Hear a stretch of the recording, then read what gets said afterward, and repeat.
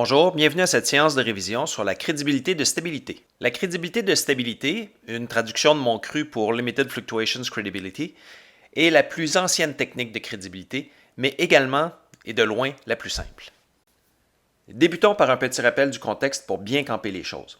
Alors nous avons un contrat d'assurance, habituellement de l'assurance dommage, qui est considéré hétérogène ou que l'on sait être hétérogène, c'est-à-dire que le niveau de risque des différents contrats n'est pas tout à fait le même.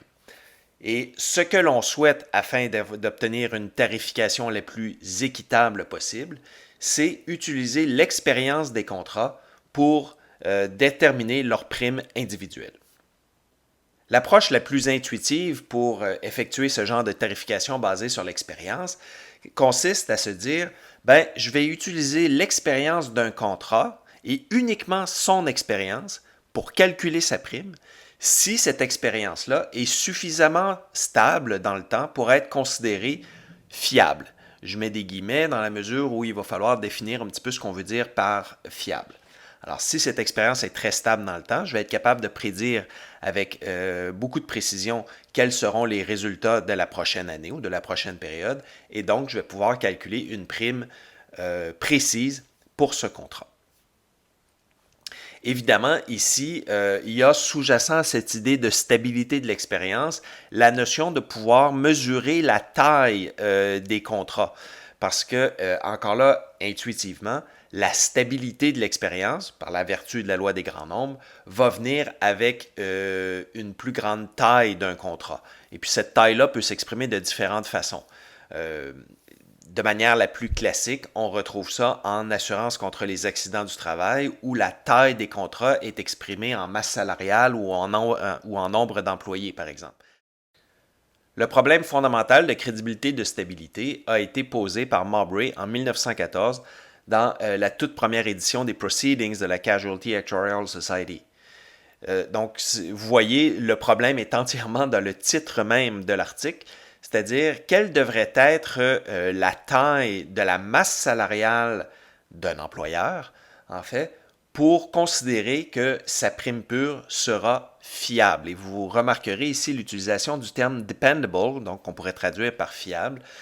Aujourd'hui, on utilise le terme crédible plutôt que fiable. Donc, le terme n'était pas encore utilisé dans cet article-là, puisque c'était le premier article de ce que l'on considère aujourd'hui la théorie de la crédibilité.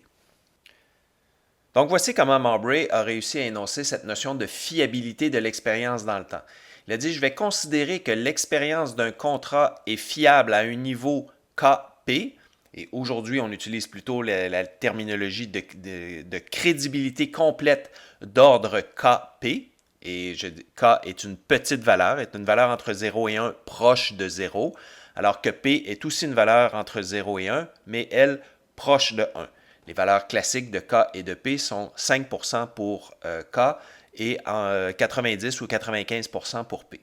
Donc, je recommence. On va dire qu'on va accorder une crédibilité complète d'ordre KP à l'expérience d'un contrat si celle-ci est telle que la probabilité que cette expérience se trouve dans un voisinage très très près autour de l'espérance, donc que cette probabilité-là soit très élevée. Autrement dit, la variable aléatoire S prend des valeurs très très très proches de sa moyenne très très très souvent. C'est essentiellement ça que ça veut dire. Donc, on peut dire que l'expérience est stable et vous remarquerez que l'espérance de S ici, c'est notre prime pure. Donc, autrement dit, l'expérience du contrat va être très proche de sa prime pure avec une très très très forte probabilité. Donc, la notion de stabilité de l'expérience. Évidemment, Mowbray n'avait pas utilisé la notion d'une variable aléatoire S et tout ça, qui est un modèle de théorie du risque qui est apparu plus tard. Il avait un modèle plus simple où en fait l'expérience qu'il regardait c'était uniquement le nombre d'accidents dans une année et pour ça il utilisait une distribution binomiale. Mais l'idée reste la même. Alors, pour résoudre ce problème-là, en fait, on peut supposer que la variable aléatoire S, lorsque centrée et réduite, a approximativement une distribution normale, donc en utilisant le théorème central limite, et on peut résoudre pour l'équation qui se trouve au bas de la diapositive ou au bas de l'écran. Donc, pour dire que l'expérience va être considérée suffisamment stable si l'espérance de la variable aléatoire S, donc la prime pure, est plus grande ou égale à un certain facteur qui dépend de P et de K, fois l'écart type de l'expérience. Vous remarquerez ici que la variance de S, c'est ce qui représente le risque du contrat, alors que l'espérance de S, la prime pure, va représenter essentiellement la taille du contrat. L'idée étant qu'à risque égal, le contrat le plus gros va payer une plus grosse prime d'assurance. Okay? Donc, c'est ça qu'il faut vraiment voir dans cette équation-là, c'est que du côté gauche, on a la taille du contrat et du côté droit, donc nos paramètres qu'on a choisis, K et P, et le niveau de risque ou le niveau de variabilité de l'expérience. L'équation qu'on a ici est complètement générale. Vous pouvez résoudre tous les problèmes de crédibilité et de stabilité à l'aide de cette équation. Il s'agit simplement d'ajuster la définition de la variable aléatoire S selon le contexte. Je signale également que j'utilise ici la lettre grecque zeta, qui est extrêmement difficile à faire à la main, pour identifier le centile d'une loi normale centrée réduite. Vous avez l'habitude plutôt de voir la lettre Z. La raison pour laquelle j'ai utilisé zeta, c'est simplement que Z, on va l'utiliser pour identifier le facteur de crédibilité dans le reste du cours et je voulais éviter toute confusion de ce côté-là. J'attire également votre attention sur le fait que lorsque j'utilise 0.05 en indice de la lettre grecque zeta, c'est pour identifier le 95e centile d'une loi normale 0,1 et non pas le 5e centile. Si on regarde le cas spécifique du modèle le plus fréquemment utilisé pour le montant total des sinistres au cours d'une période en assurance, soit celui de la poisson composée, eh bien, on obtient assez facilement l'équation que vous trouvez au bas de l'écran pour la valeur du paramètre lambda, donc le nombre espéré de sinistres minimal au cours d'une période pour considérer que l'expérience d'un contrat va être pleinement crédible à un niveau K et P. Vous remarquerez que plus le coefficient de variation du montant des sinistres est grand, donc plus il y a de variabilité dans les montants de sinistres, plus grand devra être le nombre de sinistres espérés dans une année pour atteindre ce niveau de pleine crédibilité d'ordre KP. Si on va un petit peu plus loin dans la spécificité de ce cas-là, donc si on prend des valeurs bien précises de K et de P, 5% pour K, 90% pour P, et qu'ensuite on arrête de tenir compte de la sévérité des sinistres, donc si on regarde essentiellement donc, juste le nombre espéré de sinistres dans une année, donc uniquement la fréquence et non plus la sévérité, ben on obtient un paramètre de lambda de 1082. Okay. C'est juste un cas spécifique ici, mais il faut que vous sachiez quand même, c'est intéressant, que ce nombre-là est très célèbre dans la littérature actuarielle. Je dirais même peut-être malheureusement célèbre parce qu'il en est venu qu'à être considéré parfois comme une espèce de nombre magique, une espèce de nombre, la vérité, que 1082, peu importe le contexte dans lequel on l'utilise, c'est la vraie valeur pour atteindre une pleine crédibilité. Alors que c'est le nombre adéquat selon certaines hypothèses qu'on a posées. Alors faites juste attention, gardez un petit œil critique. Il se peut dans vos lectures plus tard, surtout si vous faites des examens avancés de la case, il se peut que vous tombiez sur cette valeur-là qui apparaisse au détour d'un texte comme étant le bon nombre à utiliser, peu importe le contexte.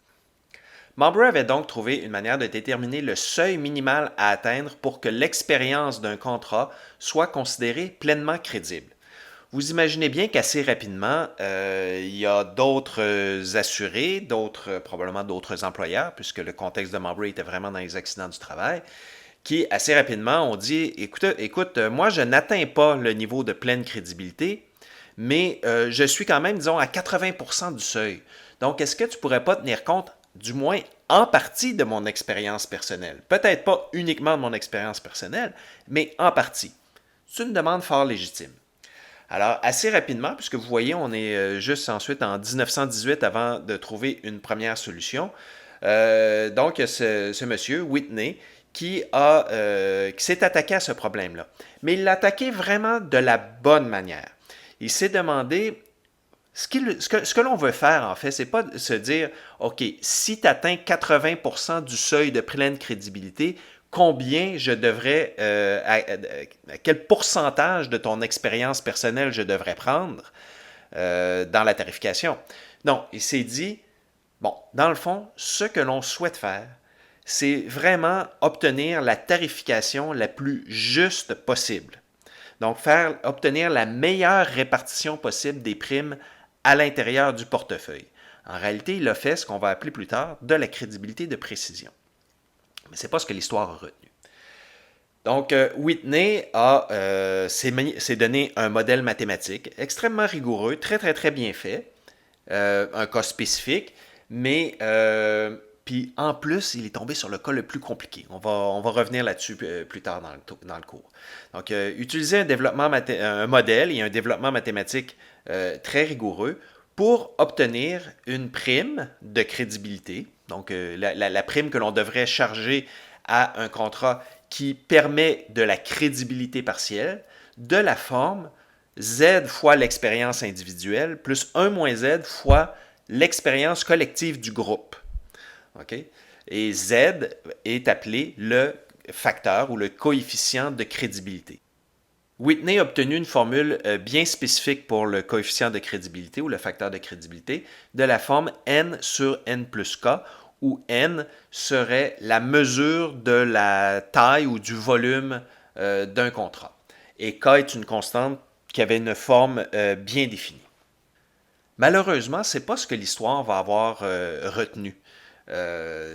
Tout le développement mathématique de Whitney était un petit peu laborieux, difficile à suivre, et on lui a reproché également d'avoir utilisé la règle de Bayes, qui n'était pas véritablement très très très bien vue dans ces années-là.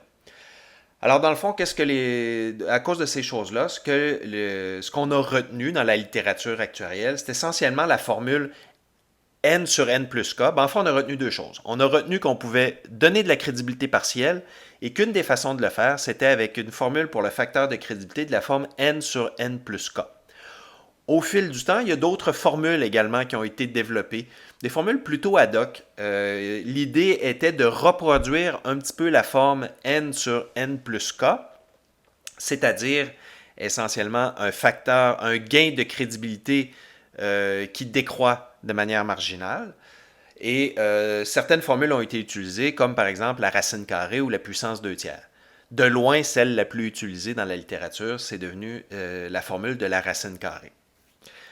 Un des avantages que l'on trouvait à la formule de la racine carrée, c'était de pouvoir atteindre à un moment donné le seuil de pleine crédibilité 1, alors qu'avec une forme n sur n plus k, on n'atteint jamais véritablement 1, à moins que n soit égal à infini.